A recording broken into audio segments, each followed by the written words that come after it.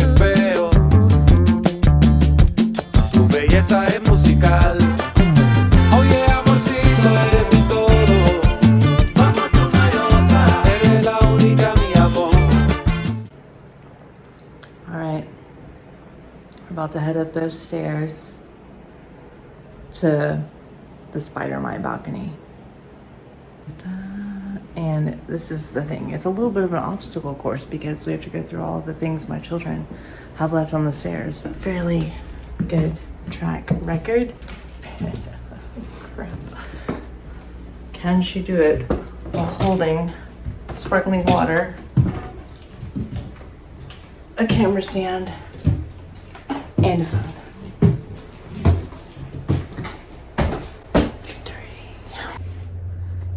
So how I came to have a spider mite balcony, well, it's a funny story. So I got spider mites, said every plant person ever, and I had a very difficult time eradicating them, to such an extent that what I started to do that I actually had some level of success with was when the weather is nice, or not, but when the weather is nice, I take the plant that has the spider mites, put it outside on this balcony, and spray it down with the stuff that I use, which I'll show you in a little bit, and wait for the spider mites to be gone, and then I would bring it back in the house and they would come back. So now I just let these plants that are really prone to spider mites hang out on the balcony all summer long until it gets too cold.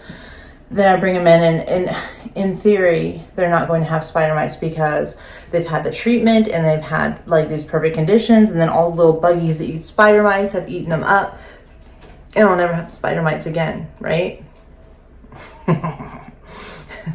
So onto the balcony, and it is very beautiful. These spider mites don't know how lucky they are. And if you hear rustling in the background, it's little Michael. Michael is so nice. Come here, buddy. Come here, Michael. He's like, where are my treats? He's a little chinchilla, and he's very sweet, and he throws fits in the middle of the night because he knows I stay up late, and he likes for me to give him little snacks. And he's like, where are my snacks? Let me see what I can get for you one-handed. Let's see. Oh, we have some rose hips. Would you like some rose hips, Michael? Oh, look at that, some kind of little treat. Look at how cute. Chinchillas might be the cutest animal in the world. And it's because they have mouse ears, a squirrel tail, and they're soft like bunnies. And they're very nice. He's very nice. Listen to him crunch.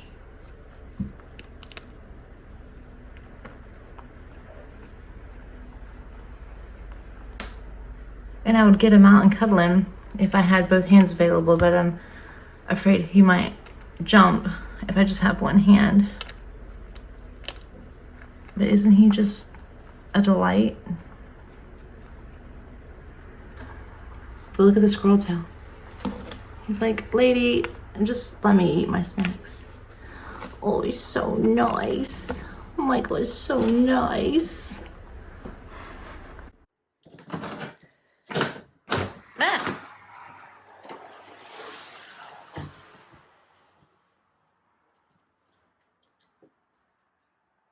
Behold the spider mite balcony.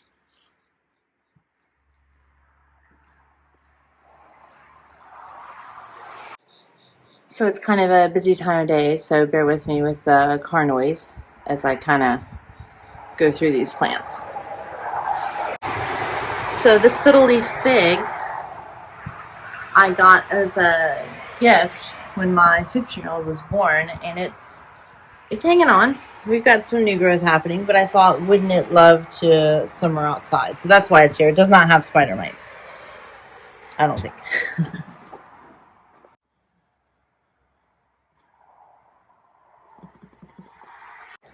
Sorry, I had to stop to chat with a handsome man.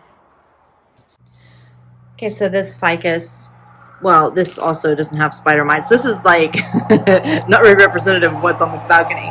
I declared it dead, and my daughter decided to save it, and so we've put it out here. And anyway, all right, victims of spider mites. This beauty, this thing, do you see the residuals?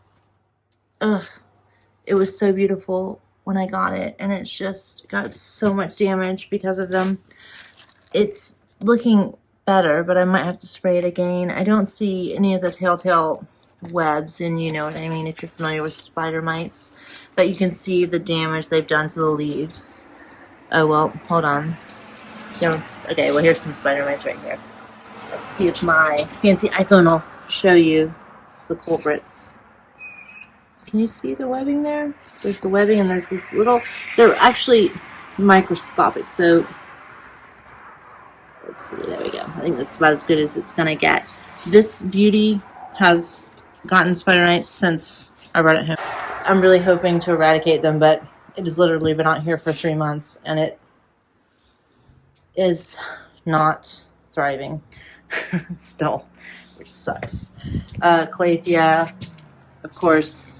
Calatheas just are the drama as things go. So I brought her out here, and I was hoping she would get the fullness back that I had with her originally. She does not have spider mites right now, but she did like several months ago. Okay, this monster albo never had spider mites, but, and you know, of course, when I say spider mite balcony, not everything has spider mites. It's just these are plants that have issues. But I have this albo, and it's beautiful, but, you know, it had great fenestrations when I got it. And, of course, I started losing the fenestration, but not the variegation. And by fenestration, this is what I mean. These little, you know, the shaping of the leaves. Yeah, that's fenestration. And so I was looking for, like, this. But I started getting these big plain leaves, so I cut it. And, of course, that didn't really help matters. So I'm getting these big plain leaves still, but I brought it out here because I realized it was a lighting issue, and looks like I'm getting fenestration on that guy. And so I've gotten a lot of improvement on this plant, and I'm excited about it, except for the fact it looks like janky as all get out. So I really need to cut it again and kind of maybe take, you know, expand and plant around this area so it doesn't look like just a hot mess. Because right now, that is a hot mess express. But from the from the front yard, it looks really lovely. So this is a gloriosum, and this glow is actually from the shop, and it took a tumble, and then I set it in the back and forgot for a second, and that was my bad.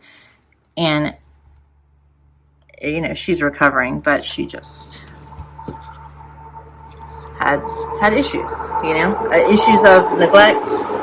It's 100% my fault, but I believe there will be recovery. There's nothing wrong with this glorious. The only issue, I need to actually put that on a bigger pole at this point. I wanted her to get gigantic, and this is like the secret. I don't know where you are in the world watching this, but if you are in the South and you have an indirect light, like there's no direct light that gets in this balcony, but it's very bright, as you can tell. But if you have that in your life somewhere, a shady side of your house or something, put your plants that you want to grow extra outside. Like I have greenhouses. I have a greenhouse, and I've got like greenhouse cabinets in the house. Those will never match the growth I'm getting from just having them outside. And this is the thing I noticed when I got plants from the shop. You know, look at the beautiful new growth on this. A lot of times you'll get plants in, and sometimes I'll get them from when they're grown under grow lights, and sometimes you'll get them when they're grown, you know, in greenhouses, like in Florida usually is where I'm sourcing a lot. And I feel like the ones grown in greenhouses under this bright indirect light are stronger. And so, you know, food for thought. Anyway, this beautiful Frydek, which I love very, very much, which is a nice mature plant. This is the one. I had this in the hallway underneath the skylight, and I had spectacular growth on it, and I adored it. And I still adore it, except for it gets spider mites every 2 weeks. And so I brought it outside for the summer. Gosh, it's really loud out. Sorry, guys. And I want to bring it back inside because I enjoy it. I hate that it got ripped right there because of this, but yeah, small price to pay for not being eaten up by bugs. But it was literally like down to one leaf. That's how bad the infestation kind of had affected it. Even though I was catching it, it wasn't. I wasn't getting rid of those little buggies. But they're gone now while it's outside, so we'll see. And really, if it happens again when I bring it in the fall, I just, even though I adore this plant, unless I get a gigantic cloche, I'll just probably just be done with this. And I hate to say most allocations, but man, it's just like a constant thing, and I don't know that I want that kind of drama in my life. This one is fine too. It was a tiny baby, and this is not even my plant. This is the shop's plant. It just was in the shop, and it looked kind of wimpy when it came in. And we had some other ones come in that looked a lot better. So I pulled it and I potted it up and fertilized it and brought it out here. Little philodendron tortum, and it's looking lovely. Another one of my sad outposts that suffered from the poor lighting. So the original leaf on this dude, and when I got it, it was a one leaf. Oh my goodness. This one leaf rooted cutting. But I mean, this was all, this whole half was white, and it was gorgeous. And this, didn't have any parasites on it, but it just had like very poor growth. But you can see like it had some fenestration, and I've got some there. Again, the variegation is good. The leaves are getting kind of puny, so I cut it, and I'm not really sure like exactly how helpful that is, but this is ideally what I would like. So we'll see. I need to definitely do some work on these albas because I would like for mine to be beautiful specimens like the kind I see around, but they're not. They're still beautiful, but they're not like,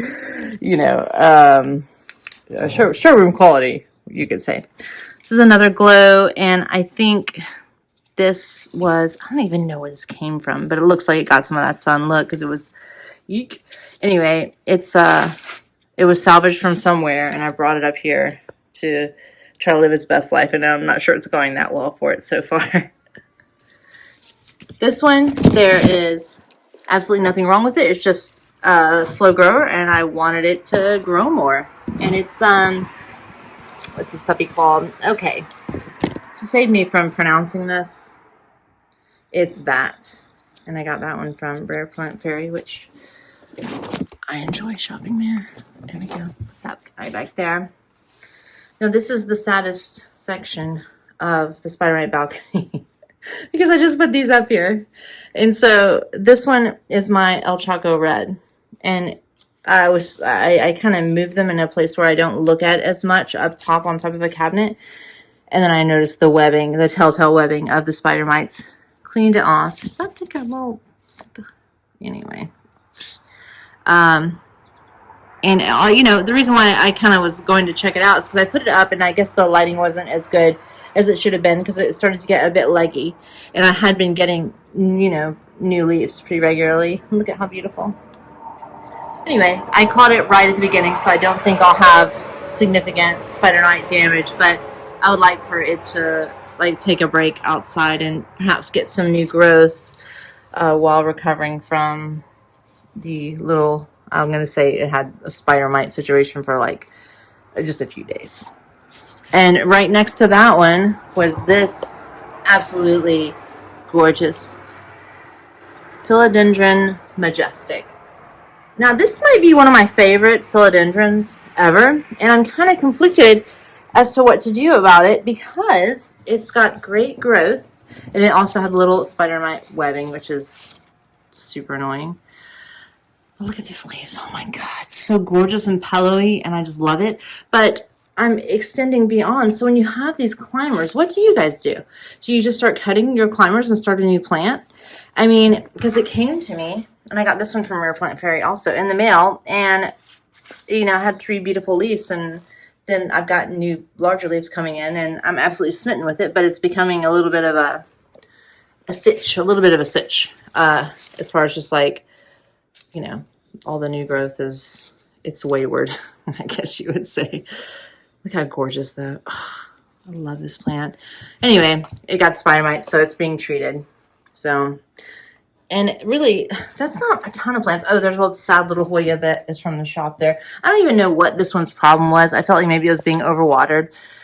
I couldn't find any evidence of pests, and the roots are a little bit funky. So that's my best guess, overwatered. So hopefully that'll recover out here.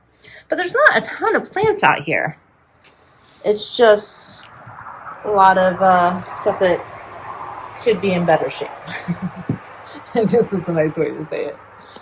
My two older kids have their bedrooms upstairs, and there was no lock on this balcony door whatsoever, and it terrified me because we also have like a little baby, and she does come up here too. So I've got like a lock and a padlock like a crazy person because I do that, and so I have to undo the padlock when I come and check the plants.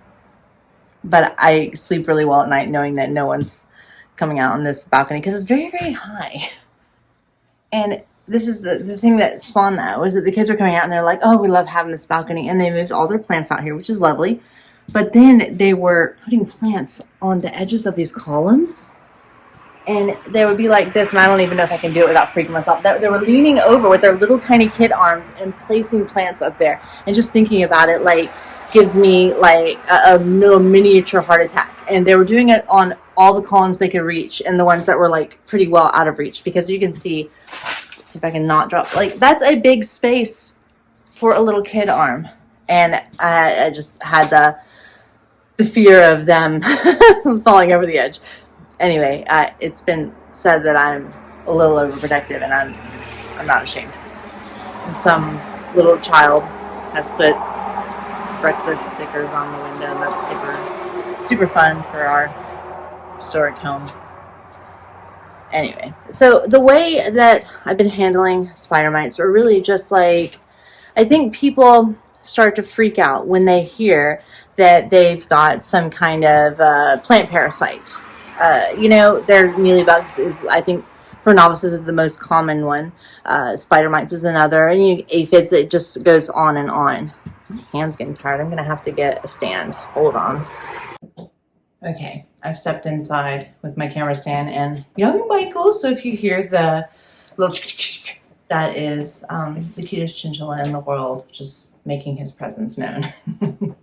So because I have the plant shop and I get to talk to people all the time about pests and their plants and their feelings on the matter, people come in absolutely frantic that their plant has some issue once they're able to like realize it.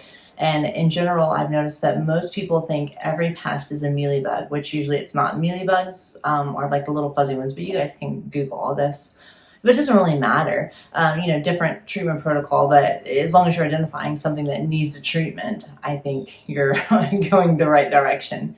But the most important thing to realize is that we're not trying to eradicate pests totally. We're just trying to manage the numbers. And if you have a lot of plants, there are going to be some pests in your collection, and that is just going to be life, and you're going to have to accept it. It's sort of like the knowledge of like, how many, I think there's a stat out there, like you eat like 50 spiders in your lifetime. You don't want to, but you can lower the risk by closing your mouth, I guess, while you're walking. But so I approach the way I deal with plant parasites the same way I do as far as like keeping cows. So with livestock, with cattle, we know that we're going to have some worms or some things that show up, but we need to control the amount of parasites we have in our animals and plants. And so we can be diligent in our care. And the most important part of taking care of pests in plants is really just like daily maintenance, checking out your plants. You won't get a huge infestation if you're checking every single day and you know what you're looking for. The first time you get mealybugs, it will sneak up on you like a bat out of hell, and you won't know. Everyone has the first time when they're going to have an infestation and they didn't realize it. And so that's okay. That'll only happen to you once. And when you get a really severe mealybug infestation, then you can try to treat it, or you can do what I recommend. If you are struggling with mealybugs in your plants and they're covered, the white stuff is covering, and you're fighting, you're doing all this stuff, you're cleaning with Q-tips and alcohol, this is what I recommend. And this is a thing that I discuss with, it's not super popular, it's a little bit controversial, and we call it trash plants. Take that plant and throw it away. Get it away from your plants, away from your house, out of your mind. Go get another plant. Unless this plant has some incredible sentimental value or is incredibly rare and you paid an arm and a leg for it, then you might want to try and go through all the courses and, battle the mealybug infestation. And I'm not talking about like a mealybug here or there, like that's, easily treatable. I'm talking about like an actual infestation where you've got like the white stuff everywhere, or that your plant has turned totally yellow from a pest. Trash plant, and then go and get another plant. And I guarantee you that won't happen to this plant again, because you have learned the lesson about the trash plant. And I don't think it's like, you don't actually have to throw them in the trash if you don't want to. Just get them away. I have had a cool experience where I did a trash plant. And when I talk about this, when people ask me online, I do hashtag trash plant. And I'm not saying that's right or anything, but it's something that I do hashtag via text. And I know I'm a nerd and I'm okay with it. So I have taken a trash plant and put it, just like thrown it out by, my shed, and left it there over winter because I didn't want it near my plants, and I wasn't going to like throw it in the garbage because it was, soil and the pot and everything. And then the plant came back and it was fine. It didn't have mealybugs. So there is hope. Like that's kind of like if you have a really severe infestation. I had someone who worked with me one time who had a huge mealybug infestation, took all of her plants and just left them outside in the dead of winter, and then just was hopeful. I'm not sure whatever happened with that, but she told me she was doing that, and I was like, oh God, that's extreme. But, she really was dealing with it the best she could. And so I hope some of her plants came back. And if not, I hope she was able to replace them, and then that, she has never had that happen again. But expect that you're going to have some type of buggy on your plants. And if not, there's fungus, there's all sorts of things that are going to affect your plants. You're never going to just like have this like pristine situation. But in order to keep everything in check, you're going to check your plants every single day. And that's, top leaf, bottom leaf, and just really like getting a good inspection. This will not happen, these crazy infestations. The exception is like you're very new, and that can happen, and that'll happen to you once. But if you are like kind of well versed in plant care, it's not going to just like happen overnight that you're going to have a mealybug infestation or spider mites or what have you. You're going to have some telltale signs, and you're going to be able to put them in your safe space, or trash plant them, or whatever it is that you have to do. I have recently, well, not that recently, but when I was out having my daughter, I left the plant care of my building in the hands of someone who was unfamiliar with mealybugs. And I came back 6 weeks later to check on the plants, and I had some like very nice Hoya and fantastic philodendron that I had in that same space for like 6 years. And there was a massive infestation. There was nothing that I could do. And I thought, oh, gosh, I should try to treat this because it's very gross too. But then I realized, like, even if I did treat this, I don't know that I could eradicate it. And I didn't have the time that it would take to try to eradicate it. And also, a lot of times, like, you try, and then you're just going to fail. And I'm not someone who ever says, like, give up on anything. But when you've got an infestation, you haven't keeping an eye on it for 6 weeks, you can kind of call a spade and say, okay, these plants are goners. And it sucked because I had this like very, very nice Hindi rope Hoya, and it was really long, and I had been growing it out. And when those buggers get mealybugs, it is gnarly because they have all these little crevices, and you're trying to get in there with a Q-tip. And anyway, the answer to many plant problems is number one, check your plants out every single day. Top of leaf, bottom leaf, inspecting your leaves. And then if that doesn't work, or if that hasn't, if you haven't been able to do this, because everyone's human, you go on vacation and things happen, you get busy, you have different seasons of life, you have, kid drama, relationship drama, pet drama, things happen, and then you can just trash plant. Be done with that plant and move on, and spend your energy, instead of spend your energy like dealing with something that's maybe not going to pan out. Spend your energy on working for that not to happen again. So that is my advice on that. But when I don't get mealybugs now because I check all the time. I think like we've had them come up in the shop maybe like twice, and you always kind of wonder like where did that come from. Because we, all the things we get are from greenhouses, but they can travel in people's clothes and just like drop off. So like I've found like 2 before, and I just, took this, I actually removed this plant from the shop. If there's any indication of anything, I will just take it out because it's not worth the risk to my business.